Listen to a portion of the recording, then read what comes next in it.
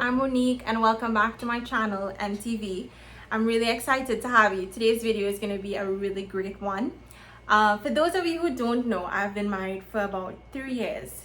September is going to make it 3 years. And with being married and getting into that or starting that, even within dating, many people want to offer you advice and they want to give you suggestions and well wishes, which is great. But I've learned that every piece of advice that I've been given, I need to take it with a pinch of salt, because not all of them are good pieces of advice. And so in today's video, we're going to be looking at the not so great advice that I've been given when it comes to marriage. So if you're interested in this video, stay tuned. Don't forget to subscribe if you haven't, to leave a comment and to give a like. It really helps my channel to grow.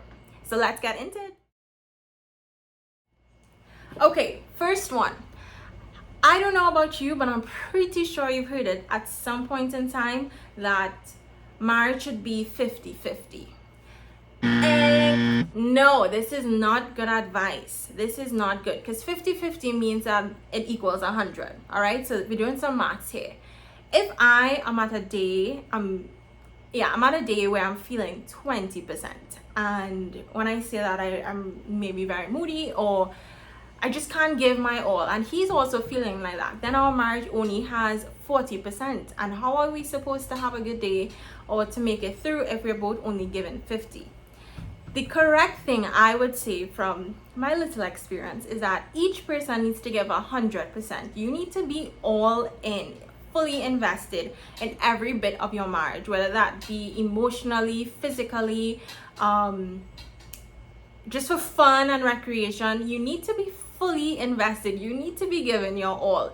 So this idea of 50-50 is not enough. You're halfway in, one leg in, one leg out, and that is not a good equation for a good and successful marriage, in my opinion. And so let's get rid of that. No more 50-50. We're only going to be given 100-100.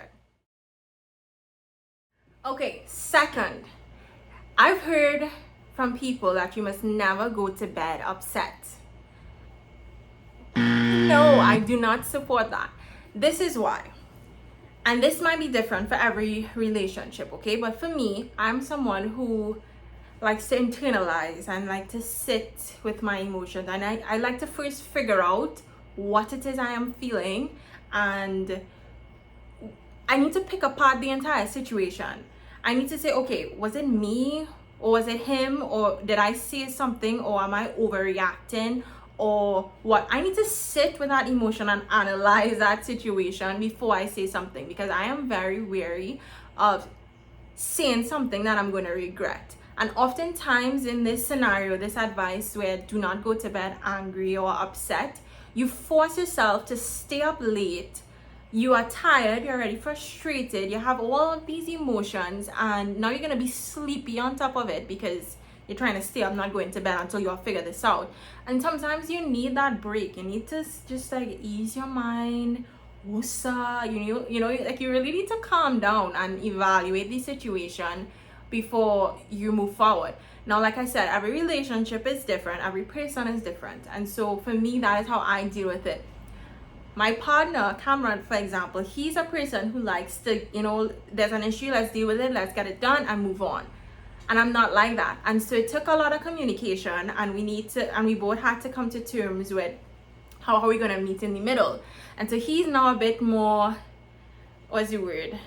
cautious, and he lets me sit and not say anything for a little while until I calm down and I could evaluate and I could talk about it. And for me, I try to do that a little bit faster instead of, I was bad, guys. Instead of me dragging out the silent treatment for like days and days, like I'm like, okay, sit down. If you're gonna sit down and think about it, sit down and think about it. But you need to go back, because that guy who you love deserves an answer. He deserves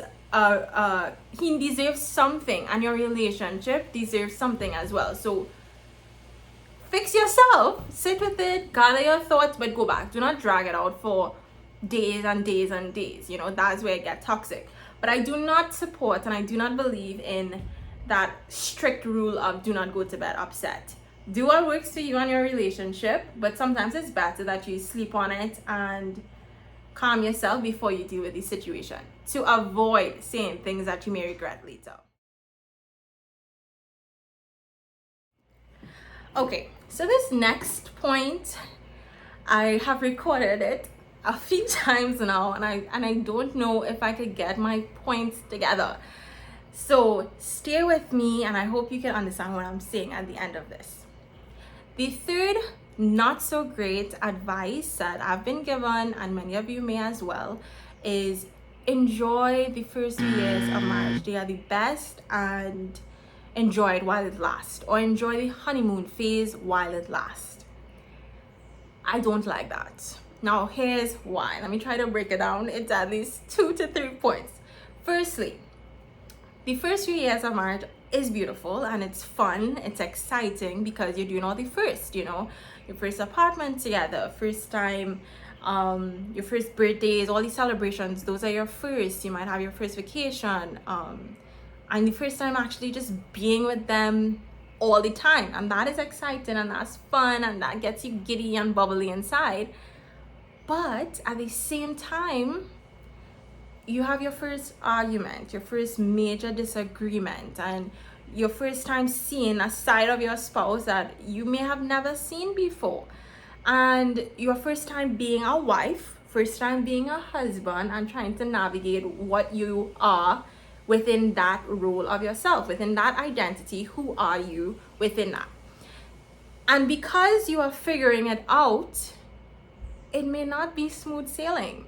It's just like when you now have teeth coming out and it hurts and it's painful. Anything that is new, while it might be exciting, it also comes with growing pains. And when someone tells you enjoy the first few years of marriage, they are the best, and you are here in your marriage feeling frustrated, you're not understanding why you guys are disagreeing about so many things, this guy that you love, why you feeling like resentment towards them because they did not wash the dishes and all these things, and you're not feeling this blissful infatuation that they explained, then you're gonna start to feel like, does my marriage suck? Am I doing terrible? Am I just feeling that this is the person that I fell in love with, no longer the person that I love? And you have all these thoughts in your head because you're comparing your marriage to that piece of advice, and I think that is not healthy and it's not good. It gives you a false reality of how the first years of marriage are.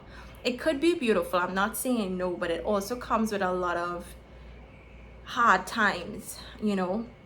Now the second thing is, when they say enjoy it while it lasts, why are you telling me that my happiness within marriage lasts? It has an end point. I'm not getting into a marriage hoping or expecting or thinking, or I should not be thinking that there's an end point to my happiness. Why would you get into something if there's going to be an end point to your happiness? That makes no sense, you know.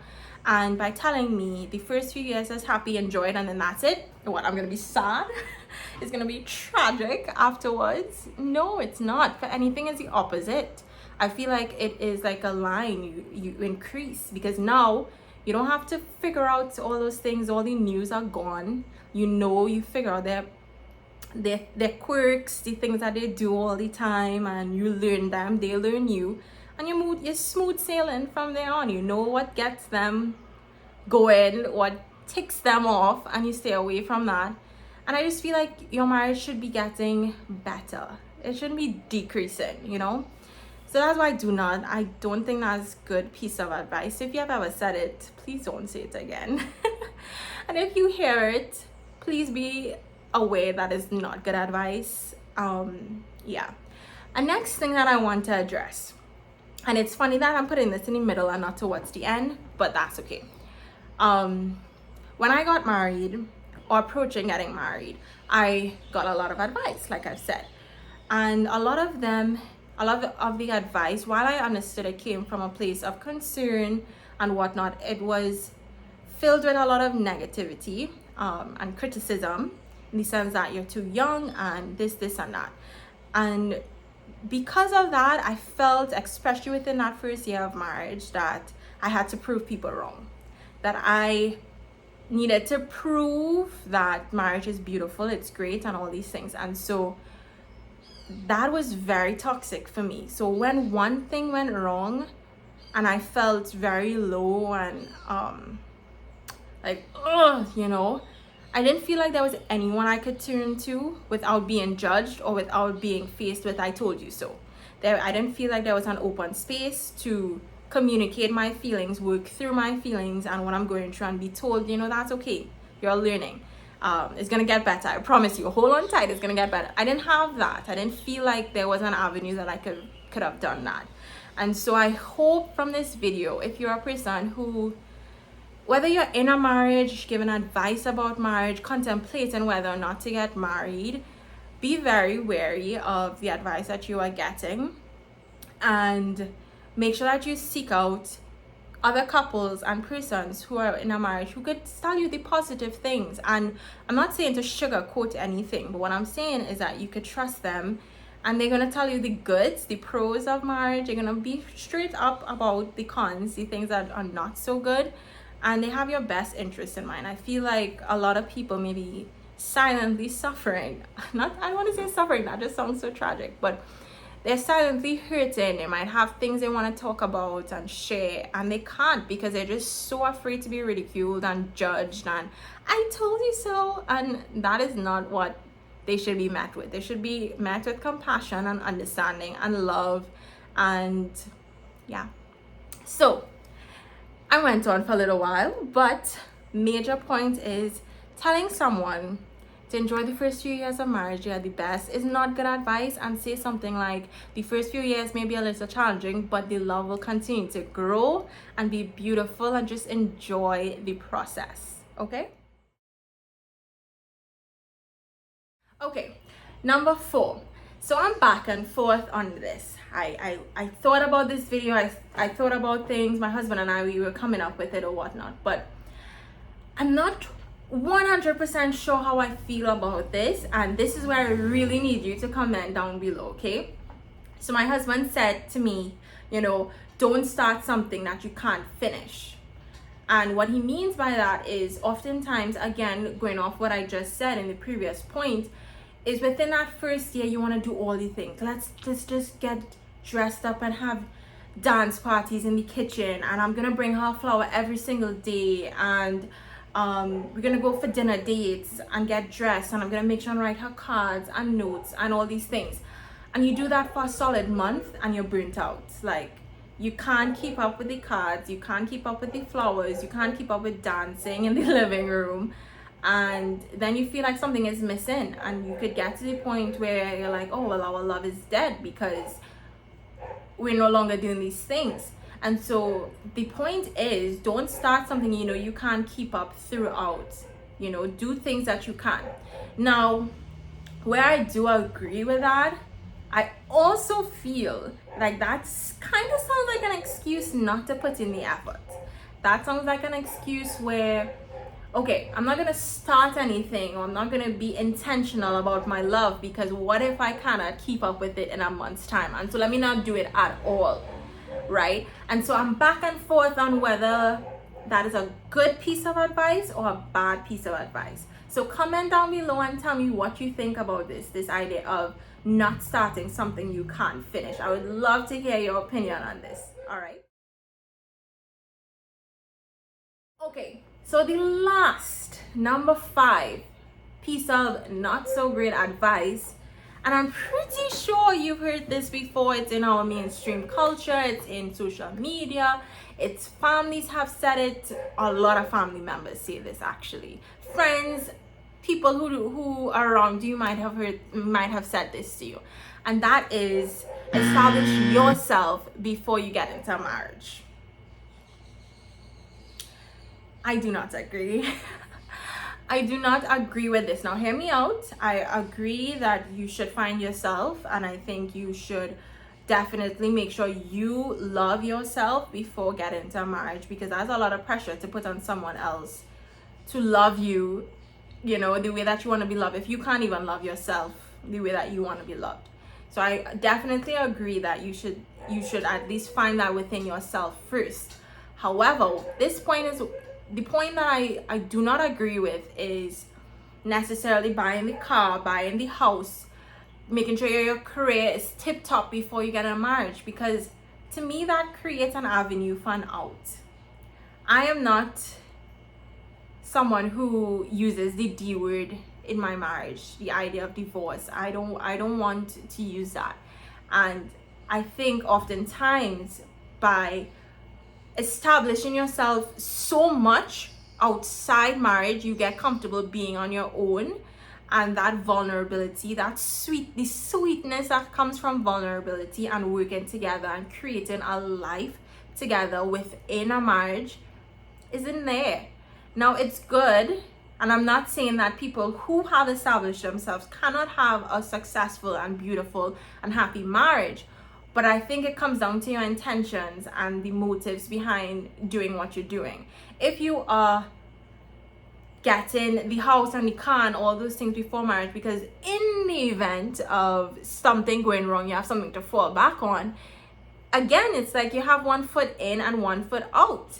You are creating an escape route for if anything goes wrong. So instead of you working and putting in that 100%, like I mentioned before, you're like, okay, I'll put in my 50. He needs to put in his 50. And from the moment it drops too low, my bags are packed, my car, my house, my everything is waiting for me, and I could leave.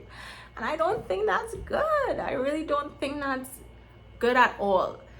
Marriage is a beautiful thing. It is absolutely beautiful, and I think you have so many great experiences. You have so much opportunities to grow.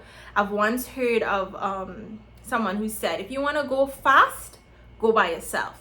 If you want to go far, go with someone else. And I truly believe that you mightn't get there as fast as if you were to go alone, because you have to run through decisions and thoughts and all these things with someone else, but you're gonna go way further if you go with a partner and if you have someone by your side. And so I do not agree with that advice that says establish yourself before marriage. That's my thoughts. Put it down below in the comment section what you think about this. Okay guys, so that brings me to the end of my 5 not so great pieces of advice given to those who are about to be married or while dating.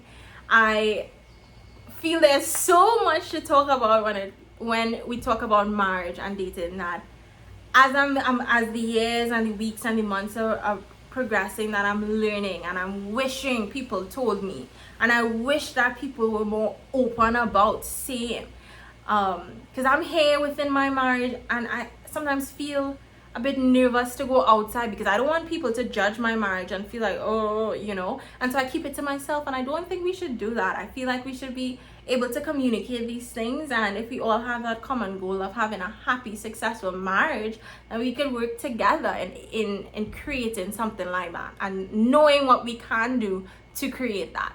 And so I really enjoyed doing this video. I'm really looking forward to the comments to hear what you guys have to say. I'm gonna remind you again, if you like this video, to give me a thumbs up. Don't forget to subscribe and stay tuned to my next video. I post videos every single Thursday, and so look forward to that. I'll see you next week. Bye.